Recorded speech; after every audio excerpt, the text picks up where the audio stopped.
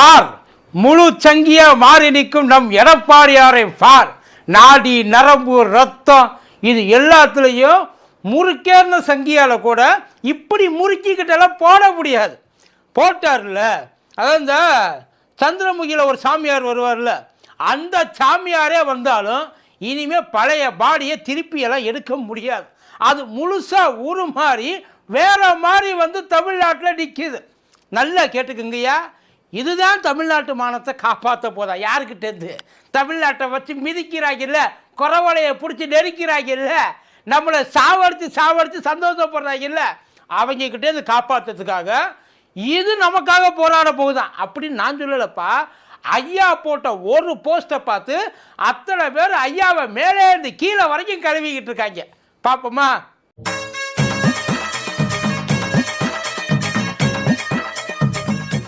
Booster சுகரை control பண்ணும், உங்க ஆரோக்கியத்தை மீட்டு தரும். சர்க்கரையை கட்டுப்படுத்துறதுக்கான எளிமையான வழிமுறை, இயற்கையான வழிமுறை. அனைத்து மருந்து கடைகளிலும் கிடைக்கும். மதியம் நேரம் வணக்கம். இது மதியம் தர்பார் கூத்தரி கோபி. இன்னைக்கு உலக தாய்மொழி தினமா, இது பிப்ரவரி 21. வேர்ல்டு பூரா இருக்க எல்லாருக்கும் யார் யாருக்கு என்னென்ன தாய்மொழியோ அந்த தாய்மொழியை நினைச்சு அவங்க வந்து பெருமையா பேசுற ஒரு நாள். அதே மாதிரி தான் நமக்கும், நம்ம சாதாரணமாகவே நம்மள நல்லா பேசுவோம், அதெல்லாம் சும்மா சொல்லக்கூடாது, நல்லா பேசுவோம். இன்றைக்கி ஐயா எடப்பாடியார் 2வது எலெக்ஷன் டைம் வேறையா, இது வரைக்கும் இந்த தாய்மொழி தினத்துக்காக யாராச்சும் எந்த அரசியல்வாதியாவது இது வரைக்கும் பதிவு போட்டு பார்த்துருக்கீங்களா? எஸ்பெஷலி அவன் தாய்மொழி தினம் யாரும் போட்டு. ஏன் இந்த வருஷம் போடுறாங்க எல்லாரும்? ஏன் இந்த வருஷம் போடுறாங்கடா? இந்த வருஷம் போடலைன்னா ஆட்டையில் சேர்த்துக்க மாட்டாங்க. இவன் நம்மால் இல்லை வேற ஆள் அப்படின்னு சொல்லி எல்லாருக்கும் தெரிஞ்சு போயிடும். ஆனால் அப்படியெல்லாம் எதுவும் இல்லை, நானும் உங்கள் ஆள் தான் அப்படின்னு சொல்லி ஒரு ஆள் வந்து இந்த தாய்மொழி தினத்துக்காக பெரிய வசனம்லாம் போட்டு ஒரு போஸ்ட் ஒன்று போட்டுருந்துச்சு. வசனமெல்லாம் நல்லா தயார் இருந்துச்சு, அதுலலாம் எதுவும் தப்பு இல்லை. உண்மையில பார்க்குறப்ப நம்ம உயிருக்கு நேராய், அப்புறம் நம்ம அந்த செம்பயிருக்கு வேறாய் அப்படின்ற மாதிரிலாம் பயங்கரமாக வந்து எழுதியிருந்தாங்க. ரைமிங்காக எழுதியிருந்தாங்க. எல்லாத்தையும் போட்டு இந்த வடிவேலை சொல்லுவாப்புல இல்லை, வடிவேலை பட்டு வரும்ல, மண்டை மேலே இருக்க கொண்டையும் மறந்துட்டியாராச்சா. அதே மாதிரி வள்ளுவனுக்கு காவியை போட்டு கொடுத்துட்டாங்க. ப்ராஜெக்டை ஆர்எஸ்எஸில் கொடுத்துருப்பாங்கன்னு நினைக்கிறேன். இன்னும் சொல்ல போனால் ஆர்எஸ்எஸ்ஸே அதிமுகவை ஒரு ப்ராஜெக்டாக தான் எடுத்து நடத்துதுன்னு வைங்கல. அதில் அவங்க கொடுத்த அந்த போஸ்ட்டை கண்ணுக்கு முன்னாடி எப்படி பார்த்தாலும் இவரும் ட்விட்டரில் போட்டு அதை அப்டேட்டெல்லாம் பண்ணியிருக்க மாட்டார். எவனோ ஒருத்தர் ஐயா போடவா அப்படின்னு கேட்டிருப்பேன், போட்டு விடு அப்படின்னு அவரும் சொல்லியிருப்பார். எல்லாம் நல்லா இருக்குல்ல, எல்லாம் நல்லா இருக்கு. இப்போ இதை பார்த்ததுக்கப்புறம் எல்லாம் நம்மளை பற்றி பயங்கரமாக பேசுவாங்கல்ல, ரொம்ப பயங்கரமாக பேசுவாங்க. போட்டுறவா அப்படின்னு அங்கேயும் போட்டாங்க. போட்டதுக்கப்புறம் தூக்கி போட்டு மிதிச்சாங்களே பார்க்கணும் ஐயா எடப்பாடியாரை. போட்ட போஸ்ட்டில் போட்ட வேகத்தில் திரும்ப ரிட்டர்ன் வாங்கிட்டாருன்னு வைங்கள, அந்த படத்தை டெலியூட் பண்ணி விட்டார். ஏன் அந்த படத்தை டெலியூட் பண்ணி விட்டார்னா, அந்த படத்தில் வள்ளுவர் இருந்துச்சு.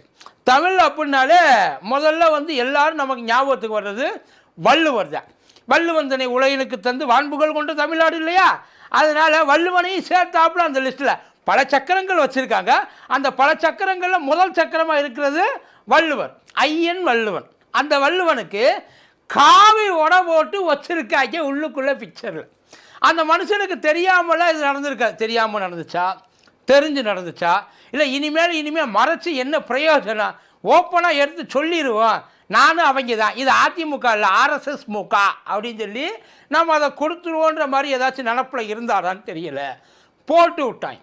போட்டு விட்டு நியாயமாக பார்த்தா என்ன பண்ணிக்க, இந்த நேரத்தில் என்ன பண்ணிக்க, உங்களுக்கு தான் தமிழ்நாடு மேலே பயங்கர பற்றாச்சு, உங்களுக்கு தான் தமிழ்நாட்டுக்காக பயங்கர போராடுற ஒரு போராளியாச்சு, தமிழ்நாட்டுக்கு உங்களை விட்டால் வேறு ஆள் கிடைக்கலன்னு சொல்லி பீத்திக்கிற ஆள் ஆச்சு இல்லைப்பா.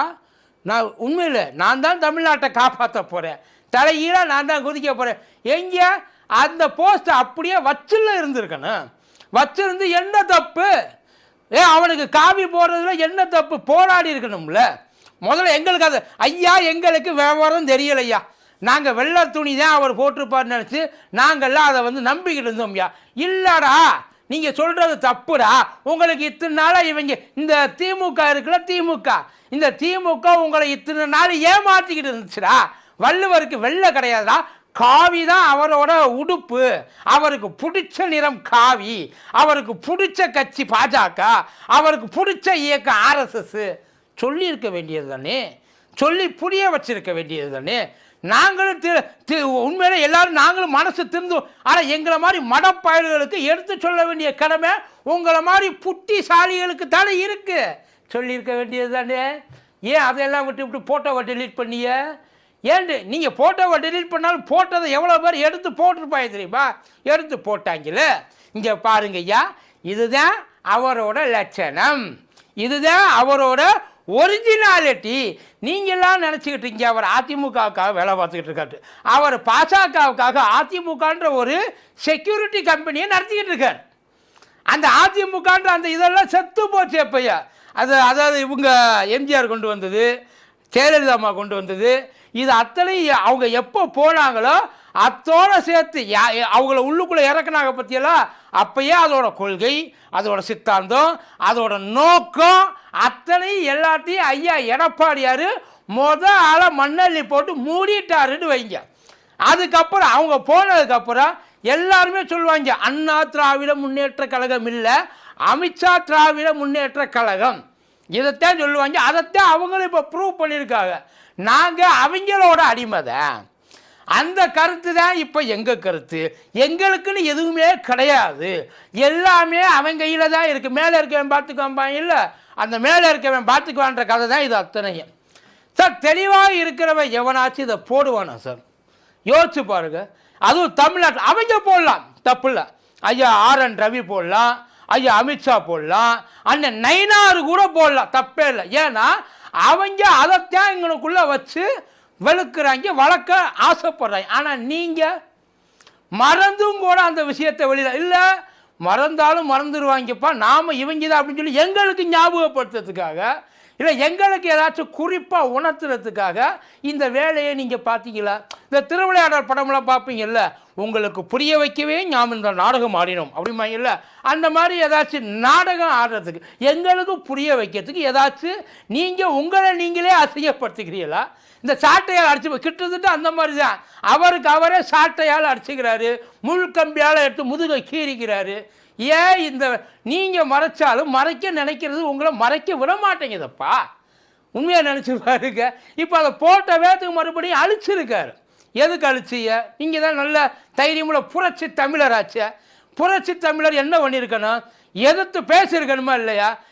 யாரும் பேசாத பாயிண்ட் தமிழ்நாடு உங்கள் பேச்சுக்கு தமிழ்நாடு. ஏன்னா எப்போ நீங்கள் வருவீங்க, எப்போ நீங்கள் வந்து அந்த ஆட்சியில் அமருவீங்க, எப்போ நீங்கள் திமுகவை தோக்கடிப்பீங்க, எலெக்ஷன் எப்போ வரும், எல்லாரும் உங்களை குத்தலாம், அதை உங்களுக்காக ஓட்டு குத்தலாம் அப்படின்னு வெயிட் பண்ணிகிட்டு இருக்காங்க. நீங்கள் தானே சொன்னீங்க 2 மாதத்தில் தொடர்ச்சி எரிஞ்சிருவாங்க, இந்த அட்டூழியத்திலேருந்து நாங்கள் மீட்க போகிறோம் தமிழ்நாட்டை. எதை உண்மையில் நீங்கள் வந்து தமிழ்நாட்டை வந்து மேலே அப்படியே உச்சியில் வச்சுருந்தீங்க, திமுக வந்து கீழே தள்ளி விட்டு பாதாளத்துக்கு ஃபஸ்ட்டு படிக்கட்டுக்கு வந்துருச்சு இல்லையா?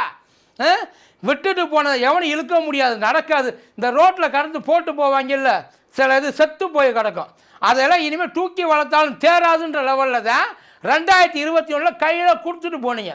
Best example GDP sir. நீங்கள் உள்ளே கொண்டு போகிறப்ப எவ்வளோ இருந்து 0.7. 0 கேட்டால் கொரோனாம்பாங்க, கொரோனாவும் கிடையாது. அதுக்கு முன்னாடி என்ன இருந்துச்சு? அதை தூக்கி கொண்டாந்து இழுத்து கடன் வாங்கினாங்கன்னு வாயிலேயே பேசுறீங்கல்ல. இல்லை அவங்களோட சேர்த்து, அதாவது டெல்லியில் இருக்க பாஜக இங்கே வந்து தமிழில் பேச முடியாது. ஐயா மோடியால் தமிழில் பேச முடியுமா? ஐயா அமித்ஷானால தமிழில் பேச முடியுமா? ஐயா கிரண் ரிஜிஜுவால் தமிழில் பேச முடியுமா? ஐயா ராஜ்நாத் சிங்னால தமிழில் பேச முடியுமா? தமிழில் பேச முடிஞ்ச ஒரே ஒரு ஆள், இன்னும் சொல்ல போனால் 2 ஆள். ஒன்று நிர்மலா சீதாராமன் அம்மையார், இன்னொன்று ஐயா எல் முருகன். இந்த 2 பேரும் என்ன வந்து பேசினாலும் மறுபடியும் அவங்க போகிறதுக்குள்ளே கிழிச்சு தொங்க விட்டுருவாங்க.